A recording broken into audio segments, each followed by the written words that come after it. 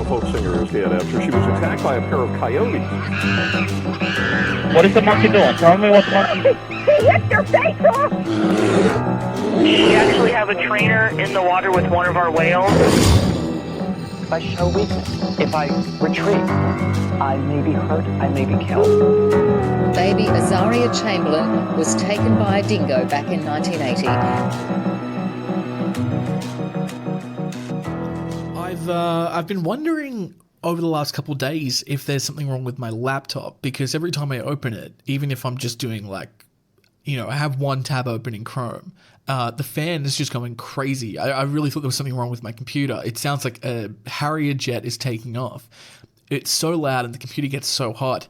And I've just now realized, as I sit down to record this in Audacity, that my computer has been recording audio for 5 days.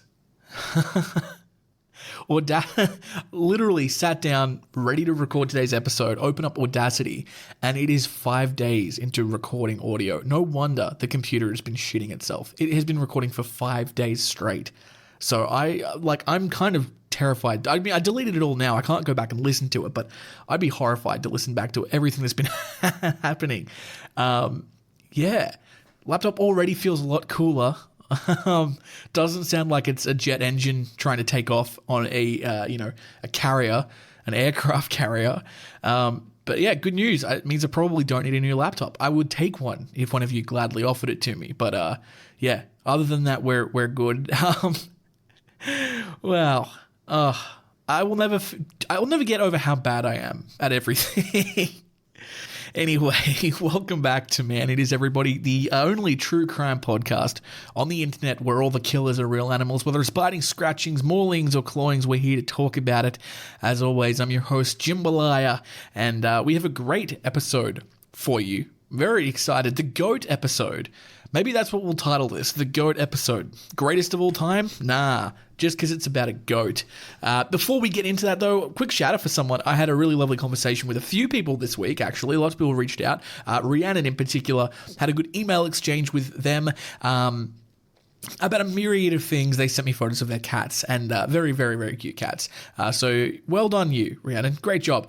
Second of all, if you're on the Instagram, you would have noticed I put a story out. It was a poll. Had a few people reach out sort of requesting that we go back to the old ways. I think there might have been boomers requesting we go back to the old ways and we put the scratch of the day at the end of the episode or in the middle of the episode where it used to be.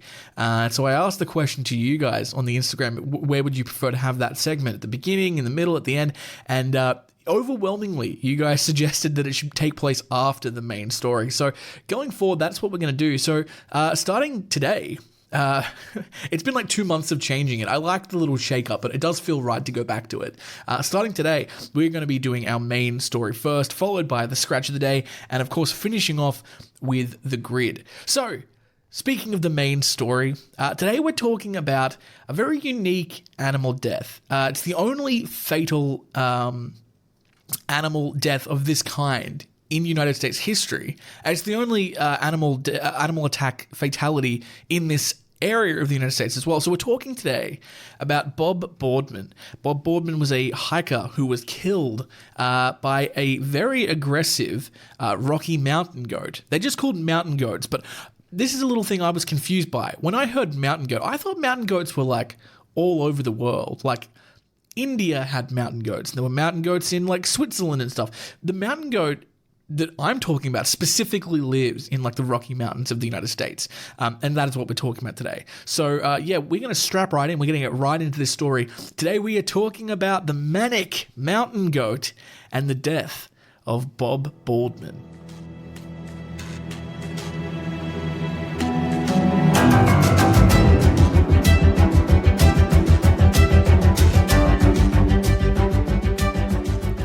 The Olympic Mountains in Washington State are the location of Olympic National Park, which was established in 1938. Since then, there's only been one known deadly attack by a wild animal that occurred within the park. In the year 2010, a mountain goat that was exceptionally violent attacked and killed a backpacker who was hiking. In addition to being the sole fatality that occurred within Olympic National Park, it is also the only known fatal attack by a mountain goat in the history of the United States. Olympic National Park, located in Washington State, is a breathtakingly diverse natural sanctuary that spans nearly 1 million acres. It encompasses a wide array of ecosystems from rugged Pacific coastlines to temperate rainforests to the glacier-capped mountains and alpine meadows. The park's wilderness is home to an incredible variety of wildlife, including Roosevelt elk, black bears, and numerous bird species. Its rich biodiversity is complemented by pristine rivers, old-growth forests, and picturesque lakes, making it a haven for outdoor enthusiasts. Visitors can explore miles of hiking trails, enjoy tide pooling along the coast, or simply immerse themselves in the serene beauty of this UNESCO World Heritage Site.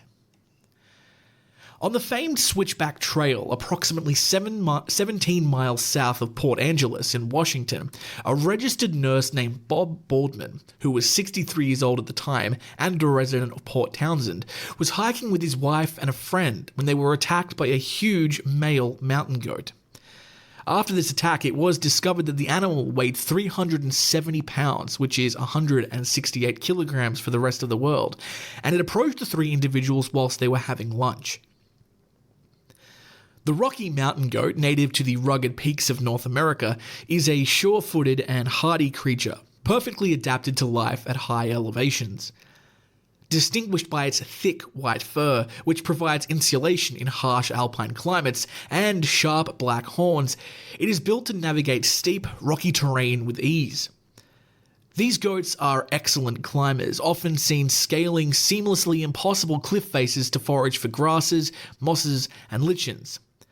They are well equipped for survival in remote, cold environments, and their presence often symbolizes the resilience and the beauty of alpine ecosystems. Now, these mountain goats have been known to display very aggressive behavior. When it comes to their space and food sources, nannies can be highly competitive and protective of their territory. During fights, they can eventually evolve all the nannies of the herd. They engage in competition with one another for the position of supremacy. During these conflicts, the nannies demonstrate their horns by circling each other with their heads lowered from their shoulders, and although these disputes are typically harmless, they can on occasion result in serious injuries or even fatalities. Stretching low to the ground is one way that one of these animals can demonstrate a stance of non-aggression in order to avoid getting into a fight.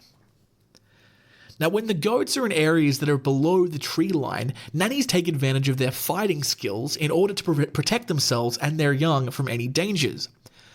When they have the chance, predators such as wolves, wolverines, lynxes, and bears will attack the goats of any age with the intention of killing and eating them. The cougar, sometimes known as the mountain lion, is the principal predator of the mountain goat. It is powerful enough to overpower the largest adults and possesses a particular agility that allows it to navigate the rocky terrain that the goats inhabit. Despite the fact that their height shields them from the majority of potential predators in higher altitudes, nannies are sometimes required to defend their young against bald and golden eagles, which are both capable of posing a threat to children of a predatory nature. These eagles have been known to pick up baby goats, drop them from large heights, and then feed on their dead bodies. It has also been noted that nannies attempt to exert dominance over the more submissive but frequently heavier bighorn sheep that share the portions of their respective territories. In Yoho National Park in British Columbia in the year 2021, a mountain goat was responsible for the killing of a grizzly bear by goring it to death.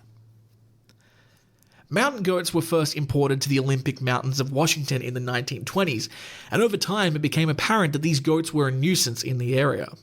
In particular, they were hunting for human urine and sweat for their salt content. Additionally, the park did not have any natural salt licks, and they even approached human tourists in an aggressive manner. Now, in 2010, this aggressive attitude towards humans came to a head. One such individual approached the hiking party that consisted of Bob Boardman, his wife, and their friend. It displayed hostile and belligerent behavior.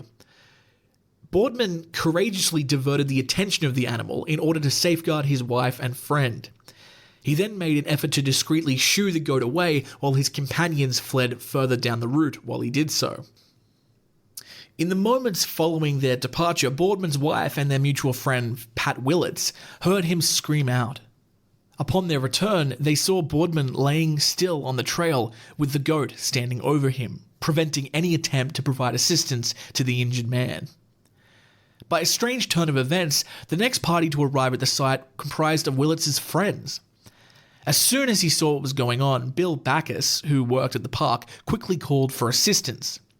He then led a concerted effort to drive away the violent animal, which included himself, his wife Jessica Backus, who had also previously worked at the park as a ranger, and a third hiker participating in the effort. They were successful in eventually driving the goat away from Boardman after they continued to yell at it and throw rocks at it for around 15 minutes. Even though the goat refused to leave the scene entirely, instead choosing to maintain its posture and glare at the group from a close location, Jessica Backus was able to reach Boardman and begin administering first aid. She found Boardman, who had been gored through the thigh, without a pulse when she arrived. In the brief time that followed, she was joined in her efforts to revive Boardman by a hiker who was also a local physician. Following around 20 minutes, a helicopter from the Coast Guard arrived at the site, and the goat was finally driven away completely by the noise of the helicopter's rotors. It was determined that Boardman had passed away shortly after arriving at Olympic Medical Center in Port Angeles, despite the fact that he had been evacuated there. An artery in his femur had been punctured by the horn of the goat. Afterwards, park rangers reported that it was quite likely that he died from blood loss within the first 5 minutes of the goring. Bob Boardman's obituary reads, Bob Boardman of Port Angeles, a devoted hiker, diabetes nurse, and musician, was killed by a mountain goat on Saturday afternoon. Boardman, 63 years old, his wife Susan Chatt, and their friend Pat Willits had gone for a day hike to Switchback Trail, which is near Hurricane Ridge, about 17 miles south of Port Angeles. The three had stopped for lunch at an overlook when a goat appeared and moved towards them, said Jessica Backus, who arrived on the scene at approximately 1:20 p.m. Nobody saw what actually happened. They heard Bob yell, Backus said. After receiving the call, a 4-person Coast Guard helicopter crew from Air Station Sector Field Office Port Angeles that had been headed to Knee Bay turned around, returned to Port Angeles to pick up a litter in which to lift Boardman, and made it to the ridge at 1:51 p.m., Lieutenant Commander Scott Sanborn said. An emergency medical technician was lowered to administer an electric shock in attempt to revive Boardman. He had no pulse, Sanborn said, and was lifted to the helicopter. The crew restarted CPR while in the air. Boardman arrived at Olympic Medical Center in Port Angeles at 2:47 p.m., where further efforts to revive him were unsuccessful, OMC nursing supervisor Patio Hoskin said. After the helicopter departed the ridge, park rangers were able to shoot and kill the ram at 3:15 p.m., park spokeswoman Barb Maines said. Bob and his wife had married last December after many years together. They had taken countless hikes from Olympic National Park to the Dolomites of Italy. Boardman, in addition to serving as a diabetes educator at OMC, worked for many years as a nurse in the North Olympic Peninsula Native American communities, including the Makah and Lower Ilwa Kalam tribes. Bob was a guitarist and mandolin player with the Black Diamond Fiddle Club and helped organize the monthly community dances at the Black Diamond Hall south of Port Angeles. He was also a writer who worked for a time at the Leader in Port Townsend. A skilled woodworker, he transformed the home where he and Susan lived near Little River. Approximately 300 mountain goats can still be found at Olympic National Park, and it is generally accepted that these creatures do not usually exhibit violent behavior towards humans. Nonetheless, there are well-documented cases of them displaying violent behavior towards other goats during the mating season, or when they are defending their young against individuals that are a threat to their survival. The normally larger bighorn sheep, for example, with which they share a significant portion of their range, have also been reported to display aggressive behavior towards them. However, it did become immediately apparent that the rangers in the park were well aware of the concerns that were associated with certain animals displaying aggressive behavior towards people. In particular, a large male that was known to habitually visit Switchback Trail. 63 hikers had reported a violent male goat to the park, and the park had received these reports.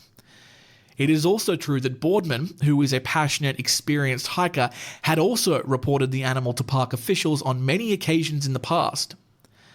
Following the shooting and killing of the animal by the park ranger on the same day that it had killed Boardman, it was discovered that the animal was significantly larger and older than a typical mountain goat, that it was in good health, and that it was in the rut for mating season. In 2011, the widow of Boardman filed a lawsuit against the United States government, alleging the park's inability to act on numerous warnings that the animal presented a threat to hikers. The complaint challenged the park's refusal to take action. The lawsuit stated that the park should have had more immediate actions to deal with an animal that had a documented track record of hostile behavior. This was despite the fact that signs had been up warning of an exceptionally aggressive mountain goat. A judge in the district court ultimately decided in 2012 that the park was not required to adopt a, quote, mandatory course of action, which then resulted in the dismissal of this complaint.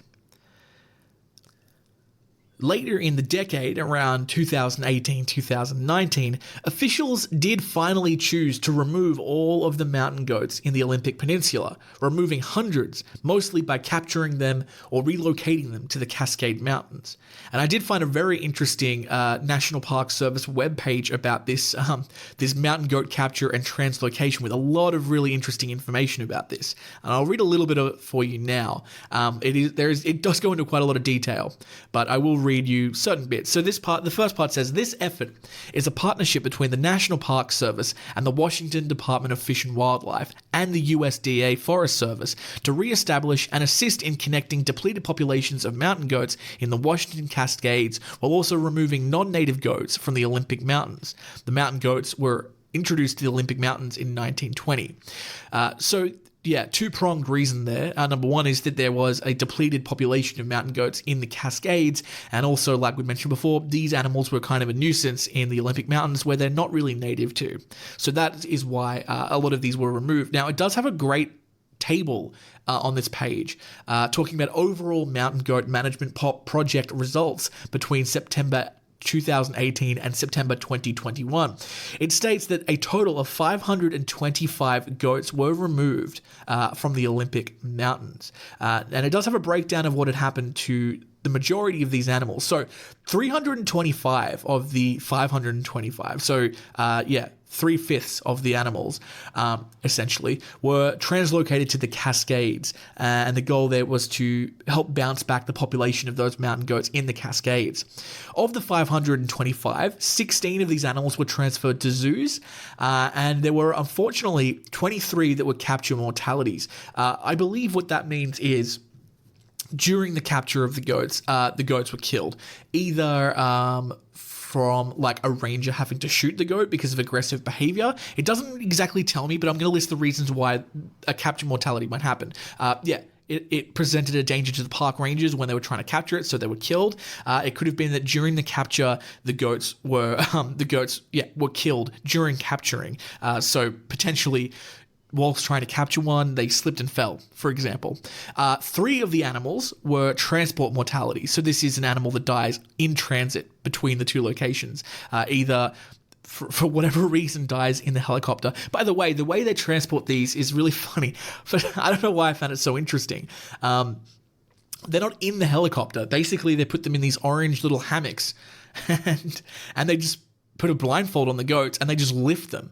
In groups of like 1 to 2 or 3, they just lift them via helicopter and just travel them kilometers away. So 3 died during transit. I'm hoping that doesn't mean that 3 of them fell. And 6 goats were euthanized, whether that is because of self-defense or it is because they were sick and they needed to be killed. So there were also 152 lethally removed. So I'm not really sure what the difference between euthanized and lethally removed is. But yeah, 3/5 of them were translocated to the Cascades, 16 to zoos, and the rest were killed, either captured, transport, euthanization, or lethal removal. I wonder if there is a bit more information on what those things mean. Doesn't look like it. There is a map here of where they've all gone. There also is an interesting, frequently asked questions tab, which is interesting because I was curious about a few of these. So one of the questions that asks is, what is the mountain goat management plan all about and why is it needed? The answer here is the plan's purpose is to allow Olympic National Park to reduce or eliminate the environmental damage done by non-native mountain goats and the public safety risks associated with their presence on the Olympic Peninsula. It doesn't mention Bob Boardman specifically, but you have to imagine that every time it says that, that's what everyone's thinking about. It's thinking about the guy that was killed by a fucking goat. What is the plan? The plan is to reach a zero population level of mountain goats in the park and adjacent Olympic National Forest lands through capture and translocation and then lethal removal. A top priority is the capture and translocation. However, once capture operations become impractical or hazardous due to steep terrain, the remaining goats will be removed by lethal means. Okay, that's probably getting shot out of a helicopter. These activities will remove approximately 90% of the mountain goat population, or approximately 625 to 675 mountain goats.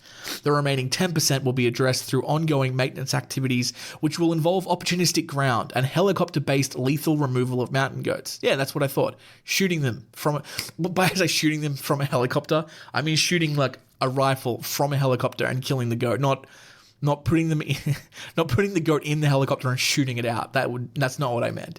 Although it is hilarious to think about. With a focus on areas near high visitor use and areas where goats are causing resource damage. Why can't fertility control measures be used? Fertility control would not be effective due to the extreme difficulty in accessing the animals and the fact that there is no approved chemical contraception for mountain goats. I've always said, what are the scientists working on? And it's clearly not chemical contraception for mountain goats. Just give them condoms. Jeez. Why can't the park just introduce wolves to take care of the goat population? Reintroduction of the grey wolf would be ineffective in meeting the planned objectives for two reasons. Wolves are not effective predators on mountain goats. Typically, wolves are unable to attack mountain goats because of the terrain they live in. The reintroduction of wolves would have more of an impact on elk and deer than on goats. In addition, the reintroduction of wolves would require extensive planning, public engagement, and cost would be controversial. It is not something that is likely to occur in the foreseeable future. Meanwhile, the goat population continues to grow. Why don't they release tigers? They should do that. Or leopards. Leopards wouldn't have a problem with the terrain. They'd be good, especially like snow leopards. Man, those things are crazy. Why can't the park use salt blocks for long-term management? Placing salt blocks strategically to attract mountain goats away from areas of high visitor use or sensitive habitats would not meet the planned objectives. Mountain goats would continue to impact natural resources and human safety in the park. That one's a little bit less explained. You know what I mean? Like, it just says it wouldn't work, but it doesn't really say why it wouldn't work. This next one's great. Why doesn't the park just allow public hunting of goats? Hunting is illegal in Olympic National Park, and allowing public hunting of goats would require congressional action to change federal law. Doing so would represent a major change to long-standing policy regarding hunting in national parks. And then the next question is, doesn't Olympic National Park already manage mountain goats? Yes. The 2011 Mountain Goat Action Plan addresses mountain goat behavior in visitor use areas and seeks to minimize potential hazardous goat-human encounters. You would have to imagine that action plan was implemented after Bob Boardman's death. While this plan addresses individual mountain goats and their behavior, it does not address mountain goat impacts on natural resources in the park. And the final question, does this plan mean I can look forward to seeing more mountain goats or having more hunting opportunities in the Cascade Mountains? Over time, we anticipate that the mountain goat populations in the national forests of the North Cascades will increase, enhancing the natural value of these ecosystems and providing additional opportunities for viewing mountain goats in the native habitats. As local populations increase to the point where they can be sustainably hunted, WDFW anticipates being able to provide additional hunting opportunities. That guy really just wants to kill some goats. Yeah. So there's lots of information here. Would you like to know how they're captured? I would like to know that. Here we go. How do you capture mountain goats? Aerial capture operations are conducted through a contract with a private company that specializes in the capture and transport of wild animals. Mountain goats are captured using immobilizing darts or net guns and transported in specially made slings customized for mountain goats. They are flown to the nearest staging area where a team of veterinarians will care for and process the animals. For 2020, there will only be one staging area for the final capture and translocation operation. The staging area will be located on Hurricane Hill Road beyond Hurricane Ridge Visitor Center in Olympic National Park. The staging areas are closed to public access. Yeah, really interesting stuff here. So let's not forget that a lot of this is happening because a guy did die. A brave man, I would say. He did put himself in harm's way in order to protect his wife and his friend. And his obituary, I read bits of it. I didn't read the whole thing, but his obituary, he was clearly well loved in his circles. He was a nurse, a musician, and a writer. He had a lot going on, and his life was cut short by a very aggressive animal. Let's not forget that just because an animal isn't a carnivore or not a predator, that they can't be dangerous. I think people forget a lot of times that plant eaters also can kill. And you never think about a mountain goat as the animal that's going to take you down, right? But this one did. And even though an animal might not generally be dangerous to humans or not present aggressively to humans, it is important that you treat every wild animal as such. They are wild animals. And wild animals are unpredictable. I would never in nature approach any kind of wild animal. And if a wild animal did approach me, I would do everything I could to de-escalate that situation. It sounds to me like Bob Boardman, and his friends did everything they could do to try and mitigate the circumstances of this attack. Tried to shoot away calmly, tried to move away, but the goat was just, hell-bent on being aggressive to him. It is interesting to me that 63 hikers had complained about this specific goat and nothing was done. I'm not trying to assign blame to anyone here. I just do find that interesting. Like, can you imagine at your work if somebody complained to you, or not somebody, if 63 individuals complained to you about something and it didn't get fixed, like, you'd be pretty upset. And if you were the boss, I don't think you would be really doing your job. But smarter people than me looked at the case and decided that no, the park was not to be held financially liable, and the case was thrown out against the complainant, which was the widow of Bob. I tried to look into her and his friends to see where they were currently, like what they were doing with their life now, and I couldn't find any more information. So thankfully, they seem to be pretty private people, I guess. They haven't, for example, gone on to create the Bob Boardman Foundation against mountain goat attacks or anything like that. I couldn't get any information about where they were. What was her name? It was Sarah Chad or something, or I can't remember her name. Let me see if I can find it. I don't want to just keep calling her or the widow. It's kind of mean. Where is it? Oh yeah, Susan Chad. Sorry, not Sarah. Susan Chad and their friend Pat Willits. Man, by the way, just some behind-the-scenes trivia. I had to pause and re-record me about 6 times because I couldn't get his name out properly. Pat. I see the name and I want to say Pat Willis. Pat Willis. It's Pat Willits. Anyway, it doesn't matter.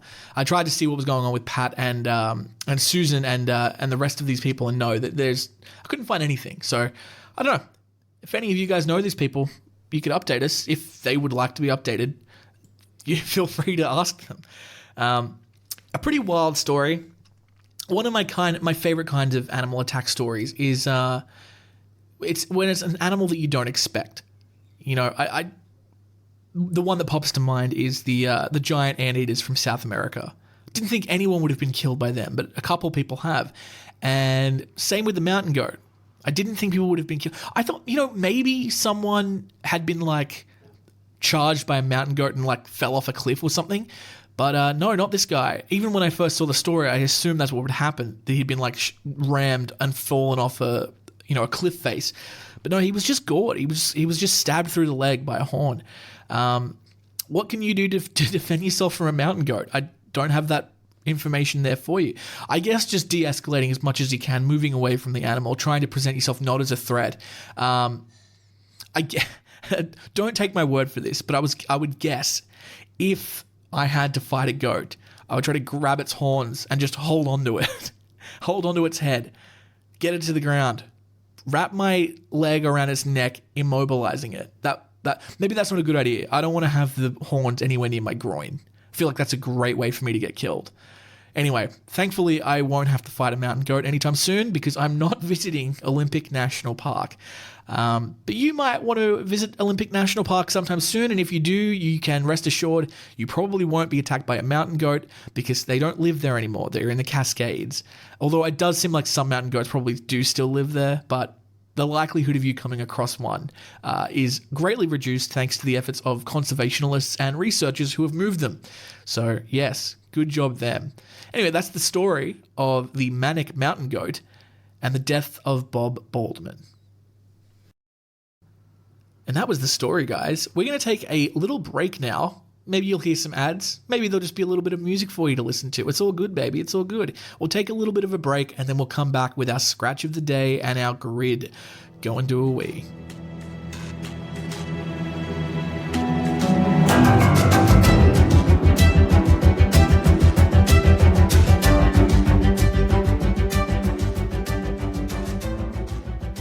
And we're back, folks. You know just as well as me what time it is. And I know you're sitting there thinking, Jimmy, how can you know what time it is? You've released this podcast. You don't know when I'm listening to it. It could be 3:09 p.m. It could be 6:01 a.m. It could even be 7:42 p.m.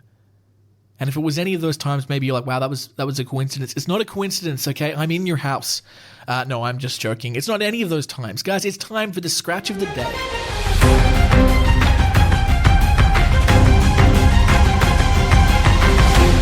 I'm not even going to bother explaining what this segment is. It's 115 episodes in. If you don't know what the scratch of the day is, go listen to another episode. Today, we're looking at a few news articles. The first one, very interestingly, two people sent this to me within 5 minutes of each other.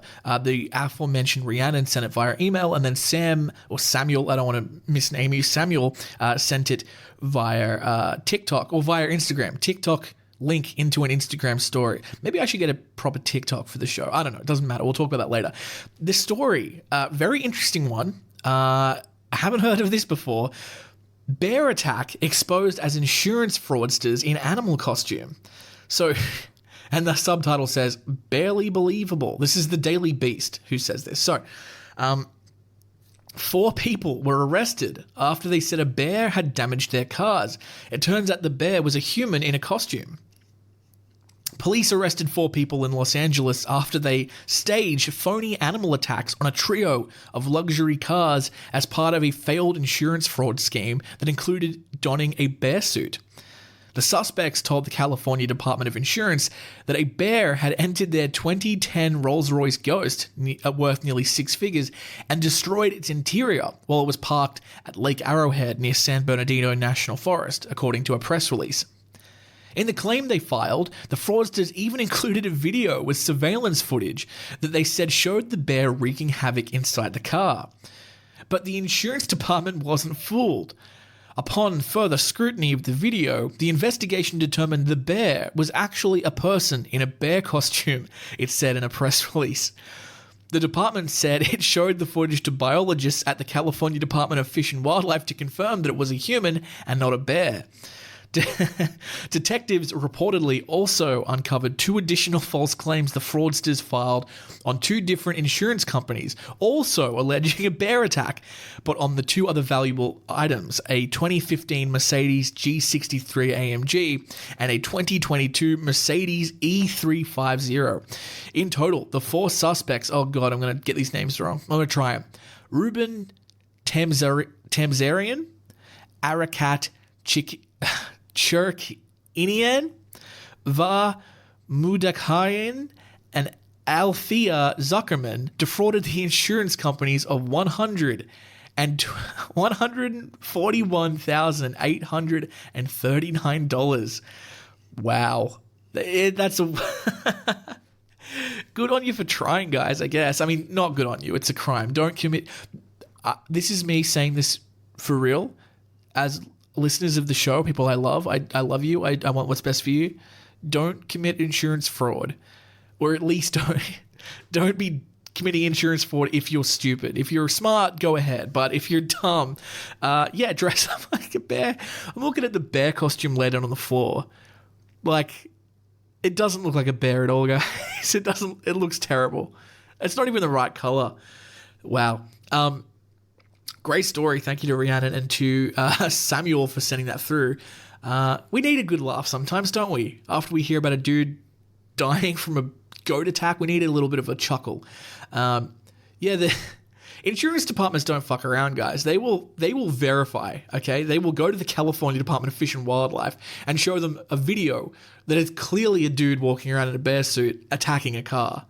My question is, like, if you own the cars, why would you damage them to get the money? Because, like, the money that you get paid out only covers the amount of the damage, right? So now you just have a car with a wrecked interior and you have to pay the money to fix it. Or you keep the money and you pocket it and you spend it on other stuff, but then the inside of the car is ruined and you can't sell the car and its value's gone down. So that, it doesn't really make a lot of sense to me.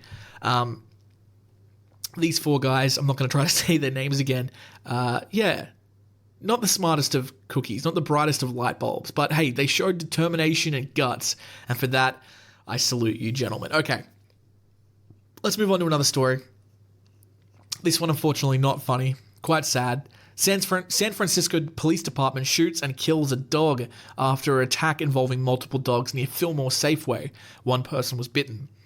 The story reads, in San Francisco, one dog was shot dead and two were injured after 3 Cane Corso Mastiffs attacked a smaller dog and a pedestrian on Friday morning in Fillmore District, San Francisco police say.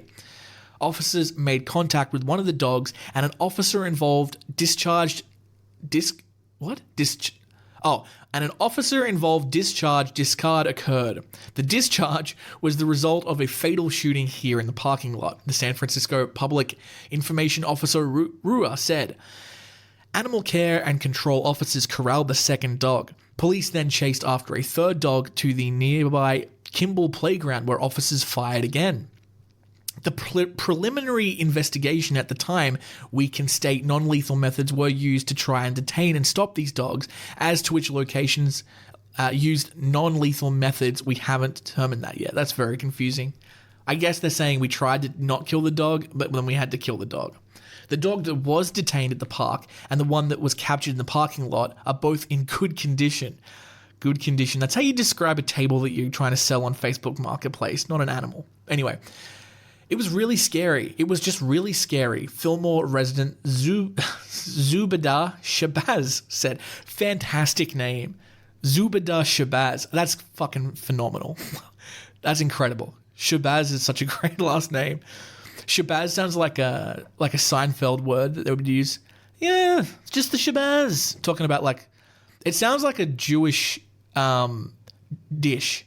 You know what I mean? Bobby, could you pass the Shabazz? Like that? Was that anti-Semitic? Maybe a little bit. I said it with love. Animal control officers say the dogs are Cane Corsos, a breed known for being large, strong, and protective. All 3 were adults weighing approximately 120 pounds each. This is Shabazz. We was really close. This is quoted exactly because it's okay, hold on. We was really close nearby and we just hurried up and ran around the corner, but we did see the dogs running into the parking lot, Shabazz says. Fillmore resident Durrell Daniels, another great name, says he was bitten by a dog in a different attack here 2 years ago and lost a toe. Oh my God. What I'd like to see for it is to be against the law for people to have dogs without muzzles when they come outside, Daniels says. The dogs involved in Friday's attack appeared to have been living in a van, but police say it was too early to confirm. I don't have any information of these specific dogs being in contact with police or police having interactions with the owners of these dogs, but we're working with animal control and animal control is also conducting its own investigation, Officer Ruga said. Even the smaller dog that was attacked Friday morning was taken to the vet for evaluation. The person police saw being bitten suffered an arm injury and was taken to the hospital for treatment. Both surviving mastiffs were in the custody of Animal Care and Control, according to police. And that's that. Another dog attack story. Nothing out of the ordinary there, except that dude who lost his toe and my new best friend, Shabazz. I love it. Okay, this is an interesting story posted by ITM, InsideTheMagic.com. This website seems to basically specifically talk about theme parks, like it just reports on theme parks and Disney parks and Walt Disney World and all that kind of stuff. My friends Dom and Luke, who host the Review Time podcast, might like this website. Maybe they're familiar with it already. And I've been trying to do a meet up with those guys and record. We live in the same city and we know each other quite well through theater. We've been trying to get together to record an episode talking about man-eaters and theme parks for a while. I was going to tell them all about the deaths that have occurred in theme parks, like that kid who was killed by the alligator in Disney World in Florida, or obviously Tillicum as well. And they were going to just have me talk about the theme parks I've gone to, which compared to them is not very many. But I've been to a few places, don't worry. Let's read this report. Disney World employees use shield to defend against animal attacks. This was written by Jess Colopy on November 3rd. A Walt Disney World Resort guest recently shared a photo of Disney cast members using a defensive shield to protect themselves from some of the resident animals at Disney's Animal Kingdom Lodge. In response, Disney Parks fans and employees shared some other measures cast members use to protect themselves from the wildlife residing at Disney's Animal Kingdom theme park and beyond. Disney's Animal Kingdom theme park is home to more than 2,000 animals, including tigers, gorillas, giraffes, lions, and more. Guests can visit wildlife throughout the Central Florida Disney Park, particularly the Kilimanjaro Safaris and the Gorilla Falls Exploration Trail in Africa and the Mahajara Jungle Trek in Asia. Deluxe Disney Resort hotel guests can also view select African animals from their balconies and observation areas at Disney Animal Kingdom Lodge. A Redditor who visited the Disney Resort Hotel when they spotted a Disney cast member doing maintenance in an animal area. One of the Walt Disney World Resort employees carried a shield to protect them from the antelopes that roamed in the enclosure. The guest shared this photo of the Disney cast members at work, noting they had missed the shot before. It doesn't matter what they're saying. Okay, let's just skip through. This is a very long-winded report. Okay, another person says, we saw them the other day protecting a maintenance worker from the zebras with Tupperware lids. The babies were building up speed and trying to charge the poor guy. They all eventually gave up because the zebras were relentless. That's actually pretty cute. I saw a group of ostriches tearing at the chain link fence at Kidani Village construction site. The construction guys were taking pictures. It made me smile. Another Reddit user explained that Disney's Animal Kingdom theme park cast members have rarely used radio codes for dangerous animal incidents. They say those who in DAK have a radio code for when a keeper gets into trouble with the animals, and they have a variety of ways to intervene when an animal gets too aggressive. You don't ever want to hear it come over the radio, but when it does, it's amazing to see how many different ways they can get in there and redirect the animal's behavior. Some things work better than others, LOL. If you're curious about animal care at Disney's Animal Kingdom theme park, you can ask a Disney cast member at the Kilimanjaro Safaris, Gorilla Falls Exploration Trail, or the Maharaja Jungle Trek. Behind-the-scenes tours of backstage animal areas are also available for an additional fee. Very Disney. Including caring for giants up close with rhinos, Wild Africa Trek, and Savor the Savannah. I didn't know that Disney had like safari theme parks, but I now really, really, really would like to go. Maybe I can convince Dom and Luke to do an episode on one of these parks and I can come and be their animal correspondent. That would be very fun. All right, final story. Another one that's a little bit on the lighter side. And this better be good because I had to pay $1 to read this. The Oregonian, whatever website this is, I had to pay $1 for a day pass to read this goddamn story about a donkey. So it better be good. The headline reads, Donkey on the loose bites Oregon woman, prompting rare lawsuit. All right, you've got me. That sounds like a pretty funny headline. Let's read this. A rural Oregon woman filed a $49,500 lawsuit last week after she said a donkey walking along Main Street in her tiny town bit her in the thigh, prompting surgery and leaving her with a significant scar from the attack. Kelsey Chandler says in her lawsuit that she was walking through the center of Mitchell, population 137 people, when she spotted the donkey on the loose in April 2024. The suit states that when she tried to secure the animal and return it to its owner, the animal attacked her by biting her on the thigh. Geordie Duckler, that's a very cute name, Geordie Duckler, Portland attorney who specializes in animal law and animal law. That's a podcast spin-off if I ever heard one. I get a lawyer and we talk animal law. Anyway, a Portland attorney who specializes in animal law and filed the lawsuit on behalf of Chandler said he has represented clients in an estimated 350 animal bite cases during his 37-year career, and this is the first case of a donkey biting a person. The vast majority have been over dog bites, although he has handled cases of cats, parrots, and horses biting or scratching people, he said. Mitchell is located southeast of the Painted Hills of the John Day Fossil Beds National Monument in Wheeler County, the least populous of Oregon's 36 counties. The suit lists veterinarian Jacob Crawford and an unnamed person as the donkey's owners and defendants in the lawsuit. The suit also names a defendant Crawford's business Powell Butte Veterinary Service, which is located southeast of Redmond and provides mobile care to large animals in the region.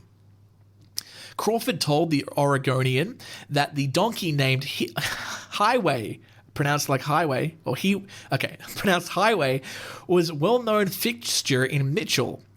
Crawford said he'd owned Highway since 2010 and used to bring him to area residents' yards to eat down the grass and brush. And even though Crawford said he had a sign up warning people not to feed Highway, locals would still sneak him food throughout his fenced enclosure at the home that Crawford shares with his girlfriend. The lawsuit alleges that the donkey had previously attacked, bitten, injured, and/or acted aggressively towards others, but the owners had failed to keep it confined or warn others that it was a danger. Crawford, however, says Highway was gentle and good with kids. He's a 30-year-old donkey. I love the bluntness of that. He's a 30-year-old. He was resisting the urge to say fucking in that sense. He's a fucking 30-year-old donkey. What do you expect? He's never done anything aggressive towards anyone. Crawford said he ultimately gave the donkey to an elderly woman who wanted him, but she changed her mind about a year after. Crawford said that's when his girlfriend decided she was willing to take ownership and the donkey returned to their yard.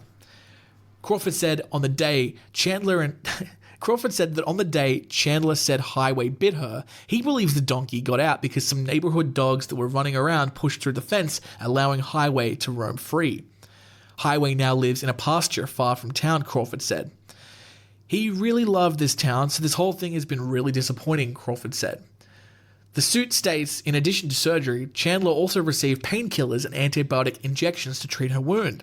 The suit was filed in Wheeler County Circuit Court. Okay, Oregonian, I'll give you that. That was worth $1. Thank you for that. I like what he said. This is the first time a fucking donkey's been bitten someone. Yeah. I don't have any commentary to add to this. It's hilarious by itself. I mean, obviously not glad that the woman got bit by a donkey, but it also seems like if there's a wild animal in the street and I approach the animal and try to capture it to return it to its owner, for whatever reason, I try to capture it and it bites me, I attacked it first. You know what I mean? I don't want to victim blame. I just don't think this is going to I hope this doesn't get held up. I hope maybe she gets some medical expenses covered, but I don't want her to get I don't want this to be one of those stories where yep, and they awarded her $600,000 for being bitten by a donkey. Because that just encourages other people to go out and get bitten by donkeys. Short segue, my sister has been bitten by several animals in her life, and she's never sued one person once. So it can happen without you having to involve the law. Alrighty, Vegemites, you know what time it is? Play that funky music, white boy. It's time for the Man-Eater's Grid. Last week we cleared the grid, I believe with only one skip. We did a very good job last week is all I'm saying. So that means we have a brand new version of the Man-Eaters grid for you. Let me run through our categories for you. In our top row, we need to get an animal that is an omnivore, which is an animal that eats both plants and meat. We need an animal that has a shell. So off the top of my mind, like something like a snail or a turtle or some kind of crustacean like a crab, that would count. The next one is an animal that has venom or poison, either or. The next category is an animal with 2 legs. You might be thinking, wow, there's not very many animals that have 2 legs. No, there are. I would count like any bird would have 2 legs. Gorillas, 2 legs. Some animals have arms instead of legs, right? So monkeys, gorillas. I wouldn't say bears. I'd say bears still have front legs. But yeah, 2-legged animal. That's what we're looking for. The next category is a man-eating animal. We've been through that before. That category never, ever changes. We need an animal that is native to Australia. We need a cold climate animal. Now, I don't just mean an animal that lives in a place that can get kind of cold. I'm thinking like Arctic or Antarctic, okay? Or sub-Antarctic, whatever. Polar, that's what I'm trying to think of, like polar regions, okay? We need or if not polar, like super high elevation, like if it lives in the top of a mountain, okay? Like a mountain goat. We need an animal with thumbs. They don't have to be opposing thumbs. They just have to have thumbs. And finally, we need an animal with cold blood. Now, I'll be honest, the one that worries me most on this grid is the thumbs. There are not very many animals on our list that have thumbs or 2 legs, but we're going to give it a go, okay? So, you know how this works. We get 3 skips, and I'm going to get the wheel up, and here we go. All right, I recorded a bunch of these for Patreon the other day, so yeah. Okay, let's see what our first animal is going to be. It is a stingray. Ooh, a pretty shit one to start with, if I'm being honest, but let's go for stingray. Let's go venom / poison. Some of them have that. Okay, the next animal will be... Oh, the anticipation is killing me. It's a deer. Okay, deers... fuck. That's already a skip, I think. I wouldn't say that deers have... Well, they don't have shells. I don't think they really live in cold climates. Not like some deers do. Reindeers do. If it was a reindeer specifically, I'd put it on there. But no, that's going to be a skip already. Wow, we might be in trouble here. Australia does have deers, but they're not native. Okay. This might be harder than I expected. Okay. The next animal is gorilla. Great. We can use that for a few things. Gorillas are omnivores. They also have 2 legs and they have thumbs. I'm going to take thumbs. Let's go thumbs. I feel good about that. That's a shame that we can't use it for more than one category. The next animal is a horse. Oh, I thought we were going to get a shell with the turtle. Okay. Jesus, this might be a short freaking list because I think that's going to be another skip. They don't have cold blood. They're not man-eaters. They don't have shells. They're not omnivores. They're not native to Australia. And they don't really live in... I mean, they can live in cold climates, but they don't have to. That's the second skip. My goodness, I think I might have shot myself with how difficult this is. The next animal is a blue whale. Okay. I can definitely use blue whale for cold climate because they live in... Well, they live in a lot of places, but they do live in Arctic and Antarctic waters. So let's put blue whale for cold climate. Okay, the next animal is a cobra. Great. We could use cobra for cold blood. I don't think any cobras are native to Australia, but I think we'll go cold blood anyway. Need some birds, guys. Sheep.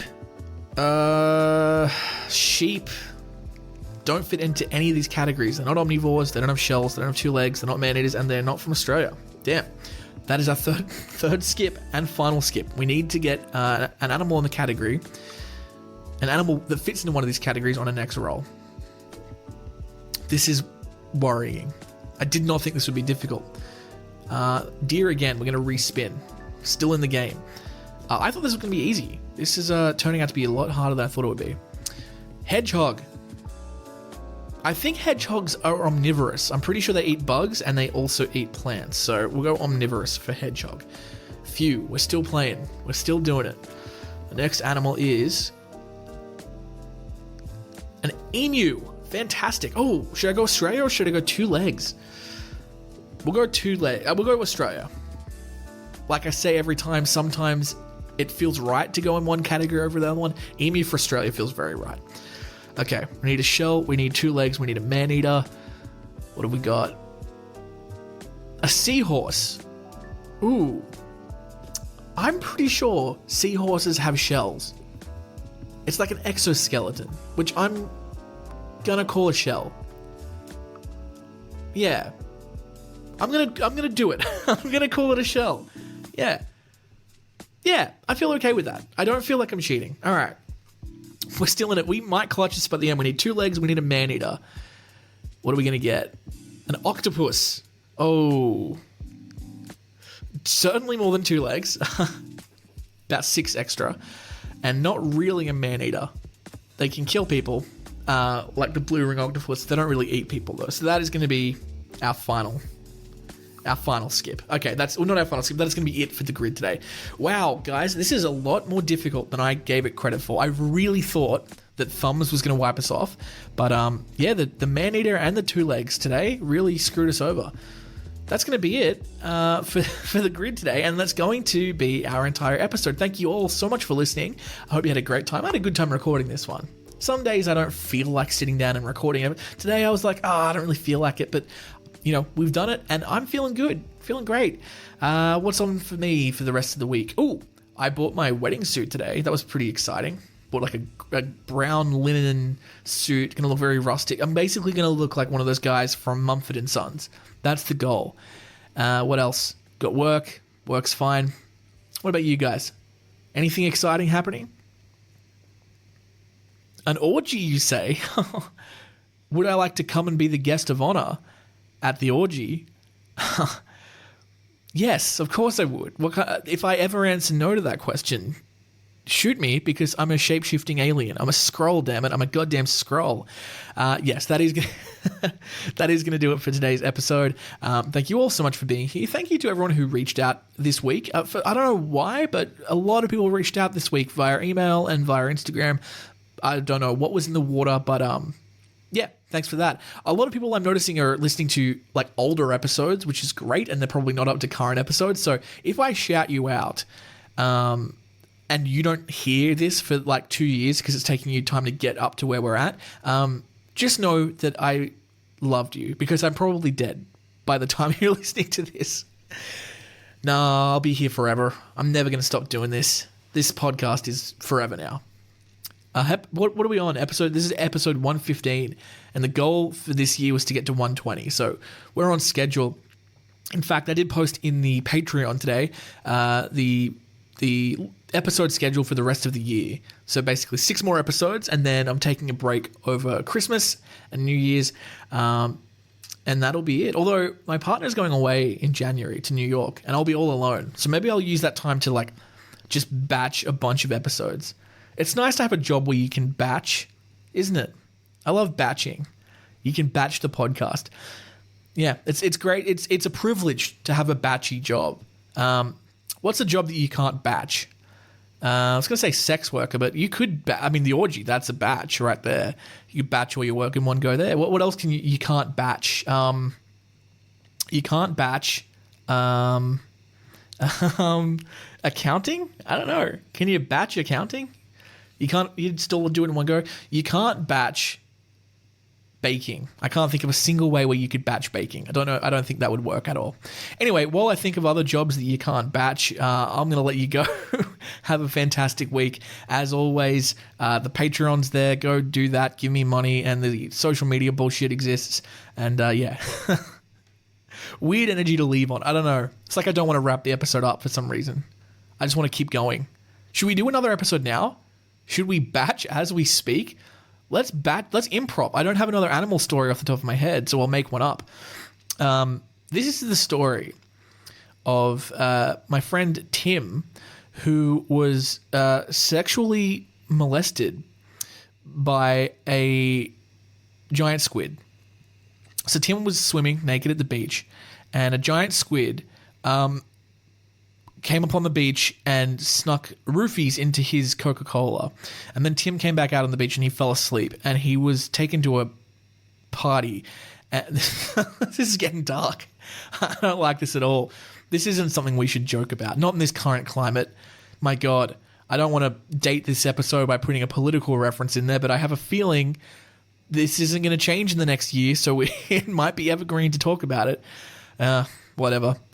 On that note, I guess just look after each other, love each other. If you know a person who isn't doing particularly well because of the political moment that we're in, I don't know, just show them some extra love. If you know someone who's feeling particularly vulnerable, just show them you care, look after them, reach out, say hi, tell them you love them. That's all we can do. And we'll make it through it. Whatever it is I'm talking about, if you're not sure, because you're listening 10 years down the line where I'm dead, whatever it is, you'll make it through it. Or you won't, and you'll die. But all your problems are over if you die, so it's fine. Okay, let's wrap the episode up. Don't kill yourselves. Bye, everybody. I should do the outro, shouldn't I? Thanks for listening. And please take care of yourselves, because as we know, it's a jungle out there. God damn it.